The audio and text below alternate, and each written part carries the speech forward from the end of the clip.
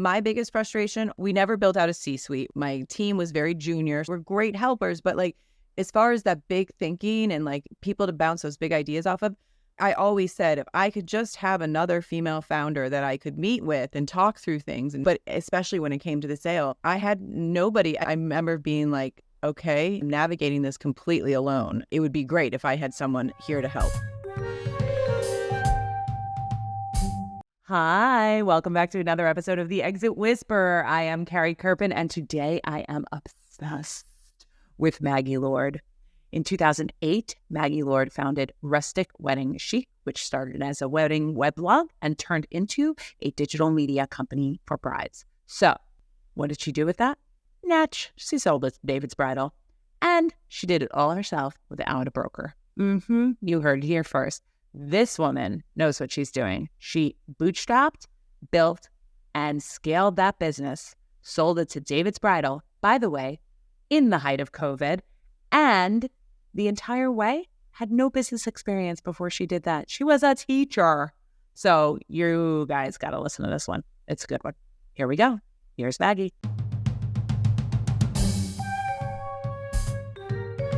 She just sold her company.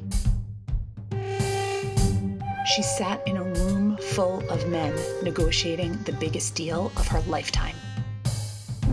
Wait, she sold for how much? I can't even believe she managed to get double her valuation. Let's keep this just between us. Welcome, Maggie, to the show. Thank you. I'm so excited to be here. I'm so happy to have you here because you did something really incredible with Rustic Wedding Chic, and I want to talk to you about it and really hear your whole story. So, okay, this started in 2008. How did you get started? I was finishing my master's degree. I was teaching at a local middle school and elementary school, and I had just gotten engaged. We live in Connecticut, but my family has a lake house in northern Wisconsin, and that's where we wanted to have our wedding. And if you go back that far, there's no Pinterest, there's no Instagram. And in my head, I was planning a very elegant wedding and really struggling to communicate my vision to my vendors. And, you know, it was back in the day, like we were still pulling out pictures from bridal magazines and there wasn't as many, there was a handful of wedding blogs out there, but none of them really captured the look and feel that I was going for. And I kind of was like, well, I'm struggling. I started to find some great individual photographers and I would go through their pictures on their galleries online. And little by little, I started to put together Rustic Wedding Chic, not knowing it was going to become the big, large business that it became. But it was really a way for me to communicate to my vendors what I was looking for. And I realized very quickly that other brides needed this and were looking for it. And our readership took off instantly. So it was a little bit of like trying to play catch up. I was like, oh my gosh, I just launched a business without really knowing it. And now I have to service all these brides who are looking for ideas and vendors and information all within this rustic, you know, umbrella, which at the time was huge. It was like the biggest wedding trends and styles out there. And it really was the umbrella term for vintage, outdoor, farm, backyard, you know, totally. I was married in 2006 and I completely know this whole trend, like definitely the vibe. But how did you, so you were a teacher, did you just like learn as you went and tried to figure out how you did it? And like, what was the moment where you were like, this is a real business? Like, I can't even imagine if I didn't know how to do this, like start realizing that people were looking at it. Could you tell from the comments? Were you like, did you have an understanding of traffic? That's an amazing month. Yeah. Okay. So if you go back to like 2008, a lot of people were creating a quote unquote, a blog, right? Which was short for a web blog. And people either talked about their life, where they lived, or parenting, right? And where it has evolved to today is completely different. What I didn't understand at the time, that I was actually setting up and launching a media company, but I didn't realize that. I thought I just was like going to share my insights about planning and the challenges and where to find great resources and things. The entry to kind of start something like that was lower than it is today. I mean, I created a WordPress site. It was, you know, very user-friendly, walked through things, asked when I needed help. So those areas, they were easier, right, to kind of start and launch. The areas where after the first couple of months where I was looking, you know, Google Analytics really wasn't even a thing yet, right? Like people were not checking that the same way. But people would comment, and we started like a Facebook group, you know, that was hand in hand what they could see on Rustic Wedding Chic on the site. But my biggest challenge was I have a lot of eyeballs. How can I make money at this, right? Like it wasn't as easy. Like how do you monetize something like that? And that is where I found a tech advisor that was super helpful and knew a lot of the ins and outs. And I'm a big believer in like everybody only knows so much. So you have to bring in people to help you in those areas that you don't know. So I brought in a tech advisor who helped us figure out what the site should look like, how we could monetize it from an advertising standpoint. And that was extremely helpful. But I genuinely started the company with $1,400 of my own savings. That's it. So, okay. So you open this up, you see it's getting traction, you get an advisor to help you, you realize that you're building a media company. This grows to have millions of monthly readers. You have a big social footprint, like 10 million monthly impressions on Pinterest, something like this? Yes. Yeah. Yes. Correct? Yes. When Pinterest came along and Instagram came along, the social footprint went hand in hand with the readership that we were having on the site. You started to add these things as they opened and as they became a big thing. And Pinterest, of course, was huge for weddings. Okay.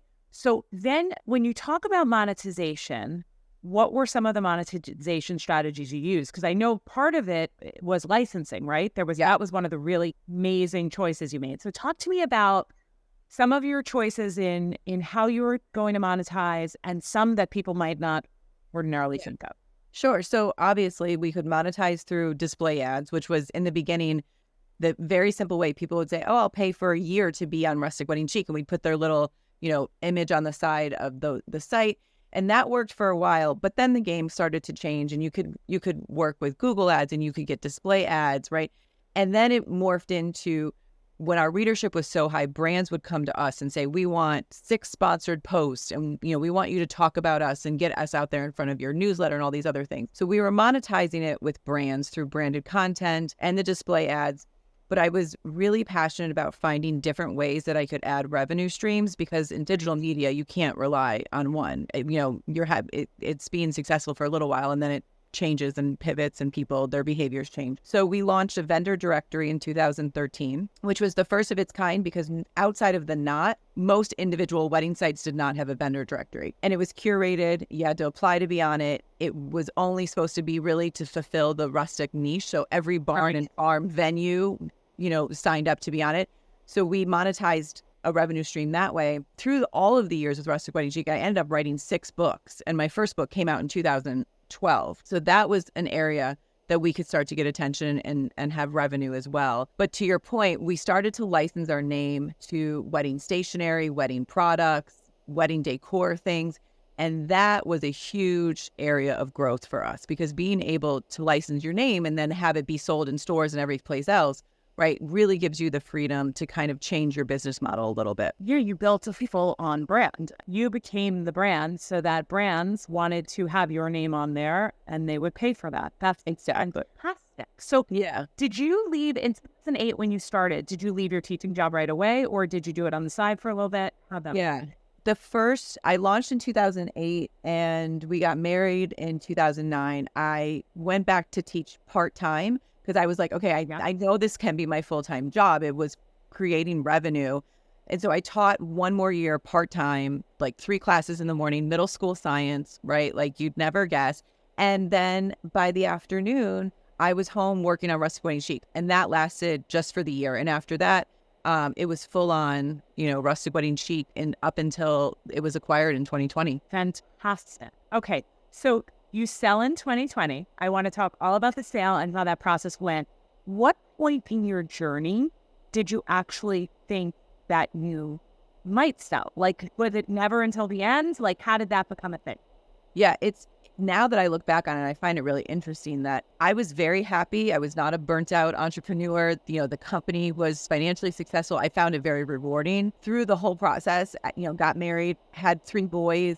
So it was like the flexibility that I had of running my own business was fantastic with, being able to have the kids. But all along our journey, we had companies come to us. Some of the big ones in the wedding space would come out and say, have you ever thought about selling? Or you would fit into, we don't have a wedding vertical in our digital media profile. Like that would be great. So we walked down the path a few times, not that far, but we did entertain, interesting offers and thoughts and conversations. But it really was in 2019, and obviously I had no idea COVID was coming in 2020. But in 2019, I had a really interesting conversation with a digital media company out of San Francisco.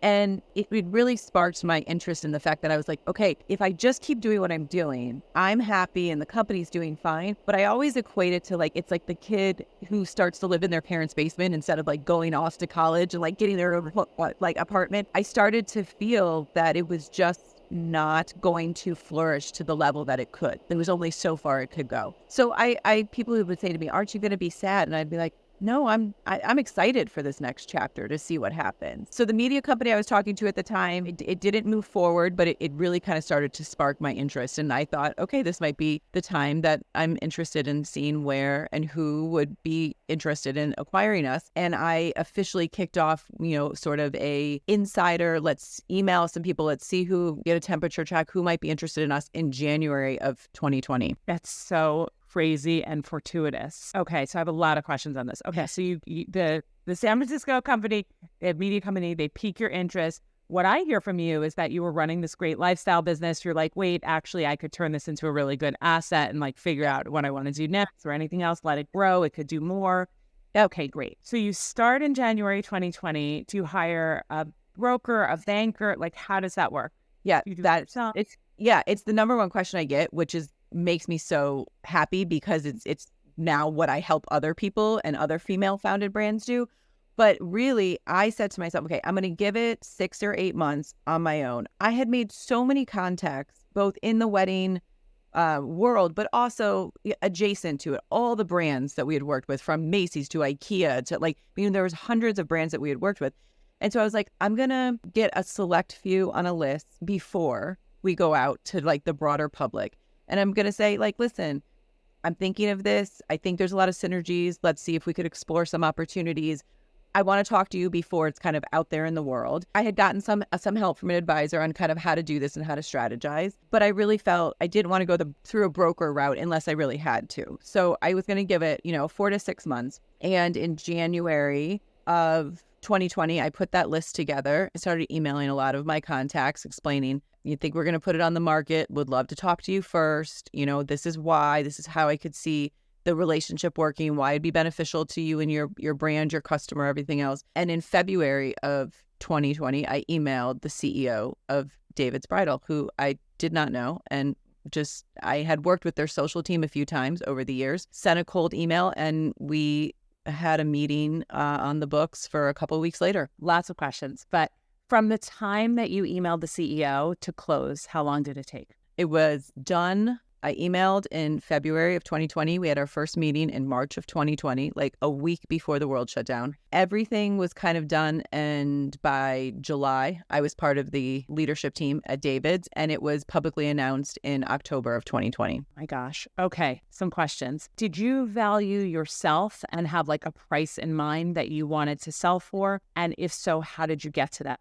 Yeah, so I did an advocate for go out and get help when you need it, right? Find people who can help you. So I had reached out to some people and kind of talked about the business and revenue and everything else. But because we had never taken on investors, the company ran solely on its profit and was profitable from like the first year. It made it more easy and more simple to be able to put that valuation on the company because I didn't have a lot of other strings that were attached to the financial piece of the company. So I had an idea in mind, and yet was open-minded knowing that because it was just me and there's nobody else I had to pay out, I was open to a variety of ways that a deal could come together. So I went into that process being open-minded, where I had been kind of advised from some people, the digital media days of like someone writing you a check and like you like then being done and over with the brand forever, like they're kind of over. So be open-minded to, and I was open-minded to the deal with David, which also included the opportunity for me to go over and be on their leadership team, right? Which was fantastic. But yes, I had in mind a number that I knew was kind of like, that's the one. If I can get there, I'm ready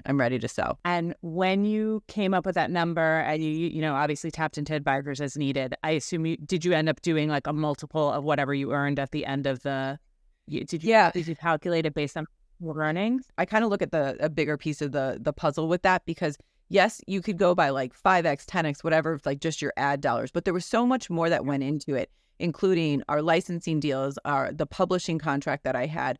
Also, which is, I spend a lot of time with my clients now talking about this. How do you put a value number on your followers, our Instagram followers, our Pinterest, right? All of that is what made the brand really relevant as well. And so that is the piece that, like, we weren't just a traditional company that you could say, okay, it's 5 times sales sort of thing, right? So you had to kind of look at the whole piece of the brand, how the relationship it had with its readership, with the social side of things, with the editorial, and then those other revenue streams, of course. Were you able to position the business as more than being you as the face of the business? Like, so a lot of times when people have personalities, they run into like, they're the face, that it's you, and then you get a little stuck. How did you get, and I know you went on to be a part of their leadership team, so obviously they were in love with you, but how do you make it not just about you so that you're not tied to it forever? It's a good question, and one that I talk to a lot of my clients about, because someone said to me very early on,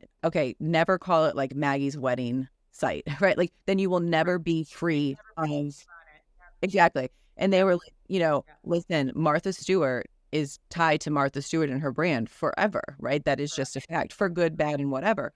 So I was very conscious through the entire time that I ran the company that, Rustic Wedding Chic was the brand. I was a part, right? I was the founder of it, and I was a part of it. We had a very popular section on the site called Ask Maggie, where I would, in the beginning, people would email me their questions. I would answer them. Then it became video format and some of these other things. But that was a very conscious decision that it was a small piece of the puzzle, knowing the brand could go on and live and be successful, even if I wasn't a part of it in that everyday section. Yeah, see, to me, the licensing deal is killer, because you're not paying to license the Maggie show. Right. It's a brand. That is really a fantastic thing, even though I assume you were a small team at the time when you sold the business. It was basically you and anyone else there working? It had always been me as the founder and CEO. I ran all the editorial. We always had a small group of contractors as far as like social, some ad sales. And the big piece of the puzzle was running our vendor directory, because that's sort of recurring revenue, those applications, everything. So we did have a very small team. But to your point, is I was very conscious to make sure that when we did license our name, it wasn't me, it wasn't Maggie's brand, right? It was we were licensing the name Rustic Wedding Chic. Right. The books were a little different because they were all published in my name, right, as the founder and CEO of Rustic Wedding Chic, but they were all wedding planning books, right? So that made sense. But the licensing side of it was always tied back to the fact that it was the Rustic Wedding Chic name was on all the product. Yes, I would assume the books would sort of be carved out or separate with you as the author, that's sort of your, okay, got it. Okay, so you end up closing, you join the team. Was it better than expected, worse than expected, as expected? How was it going from being like your own show to being a part of something else? Yeah, I mean, it was COVID. So I think it was a unique time no matter what, because there was so much uncertainty. When I joined, I think half or most of the David stores were still closed, right? They weren't open. That was different and a challenge. It was COVID and the fact that I lived in Connecticut and David's is out of Pennsylvania. And so everybody was working from home. So I didn't meet many people on my team for years, but I had never worked in a corporate setting. I had been, in graduate school and a teacher, and then I worked for myself for 12 years. And so there was differences where I both felt relief, because I was like, it's not all on my shoulders anymore, right? To get up every day and move the company forward and be responsible for these huge pieces of like getting the company to where you need to be. I'm a good team player. I like collaboration. And so that was great for me. But I knew shortly after joining that it proved I was an entrepreneur at heart. Yes, it's great when someone else pays you every 2 weeks, and being able to be part of David's I would never go back and rewrite it any differently. It proved to me very quickly. I was like, yep, it is what I always thought, that I'm an entrepreneur at heart, and creating and, making businesses and helping other brands, that is really where I was at my happiest. Yeah, Maggie, I had the exact same experience, just to share. Like, I had a great acquisition. I actually liked working there. I'm an entrepreneur through and through.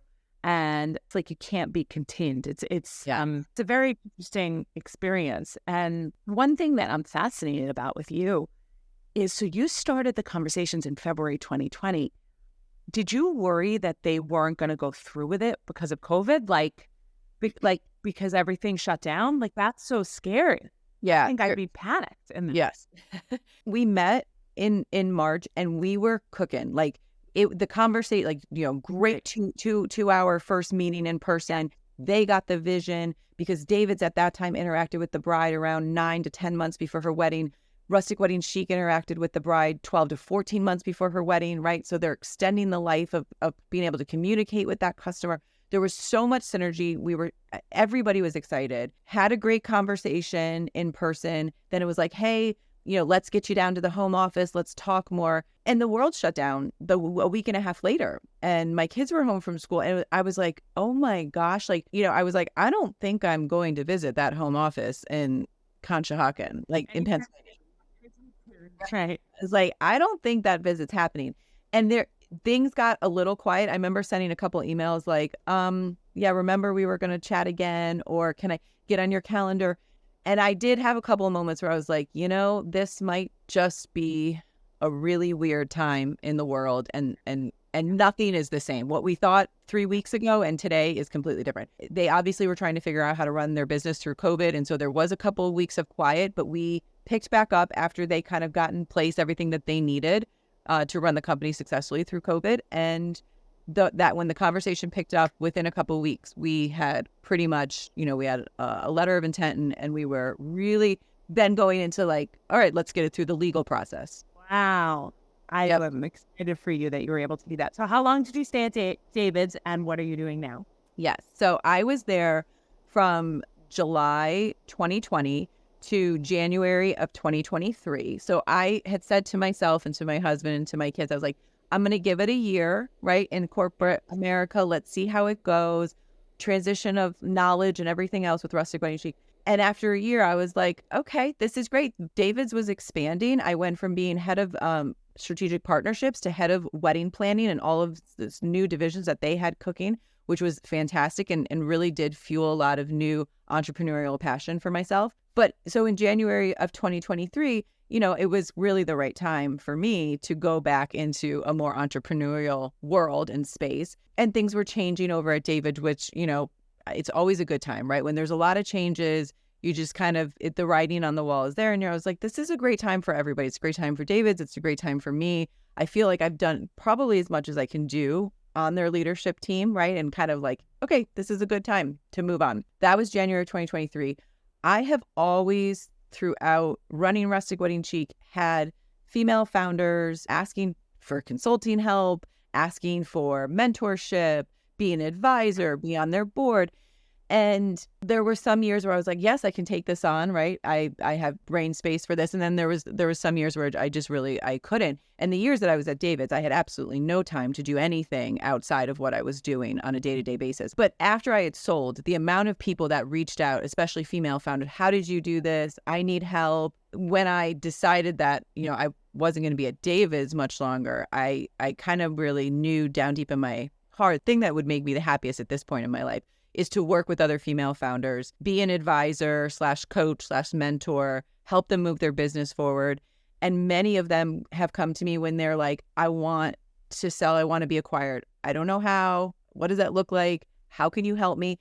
And most of them are in the space where they big brokers are not for them. They're like a $5 million and below sort of acquisition, right? It's more that strategic thinking. So it makes me very happy to work with all the female founders that I'm currently working with. That is so fantastic. And I'm so looking forward to watching your journey. And hopefully we can do stuff together with the Whisper Group, because it's been a real joy for me. I agree with you that I know when I was going through my process, I felt like there were no women who had sold their businesses who I could find. It wasn't just like, oh, a woman who sold their business, like someone who sold her agency for me, or someone who sold their company for you. Like it's really important to find people to talk to give you like just really good thinking around that. Yeah, potential. It is. And I found my biggest frustration always running Rustic Wedding Chic was that we never built out a C-suite, right? I had my team was very junior. So like great, they were great helpers, but like as far as that big thinking and like people to bounce those big ideas off of, Like my poor husband would be like, I don't know. I think it's a good idea, but I don't live in your world. That's not my space. And so Right.